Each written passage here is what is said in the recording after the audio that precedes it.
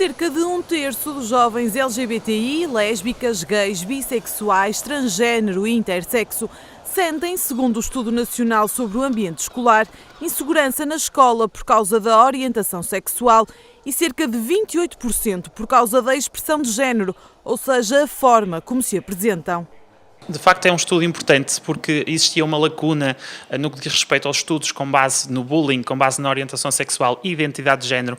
em Portugal. É algo que lá fora já existem outros estudos e outros dados que vão de encontro àqueles que nós encontramos, que a ILGA conseguiu encontrar com este estudo e que de facto mostra-nos uma realidade que por vezes tendemos a ignorar, porque falamos muito em bullying, mas depois esquecemos especificamente com estas questões e que nos revela de facto um cenário que é preocupante, desde a violência, desde a não denúncia destas situações, desde a passividade que existe por parte de docentes e não docentes e dos próprios colegas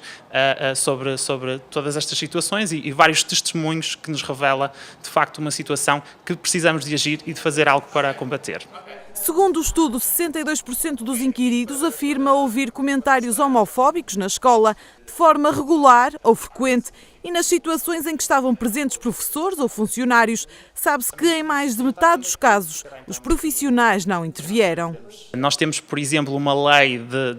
portanto, de educação sexual muito bem escrita, muito bem regulamentada, mas depois sabemos que na realidade isto continua a não acontecer. Obviamente que existem ótimos projetos implementados nas escolas, mas que são infelizmente ainda exceções. A maioria continua ainda muito aquém daquilo que era esperado. E por parte dos próprios professores também ainda falta muita formação nesta área, porque educação sexual não pode ser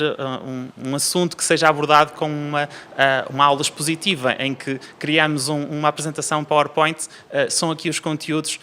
e está dada a matéria. Isto não funciona assim e, portanto, existe de facto uma preparação que os professores acabam por não ter sobre estes conteúdos. E depois a própria sociedade portuguesa continua ainda a não ter consciência da importância de falarmos sobre sexualidade, de falarmos sobre afetos. Segundo os dados, cerca de 8% dos jovens foram vítimas de agressões físicas e apenas 1 em cada 3 estudantes denunciaram pelo menos uma vez estas situações. Ainda bem que, de facto, o número de denúncias tem aumentado, portanto, acerca destas questões e o número de pessoas que se chegam à frente e que,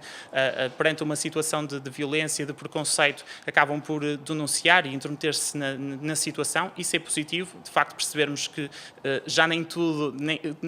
toda a gente tem este papel passivo. Por outro lado, infelizmente estes números acabam por ir de encontro, como disse há pouco, a outros dados internacionais e, portanto, nesse sentido, acabam por não me surpreender de todo, porque sabemos que era uma realidade que existia, que ainda não estava, era vista num estudo como este que foi realizado, mas que permite-nos, de facto, perceber a importância de continuarmos a investir neste sentido e que, apesar de estarmos num patamar em que Portugal está muito bem colocado do ponto de vista de enquadramento legal perante estas questões, mas que o nosso trabalho não acaba aqui. Segundo o relatório, é preciso potenciar um ambiente escolar mais inclusivo e atento às especificidades de jovens LGBTI. O estudo reuniu respostas de 663 jovens entre os 14 e os 20 anos de idade.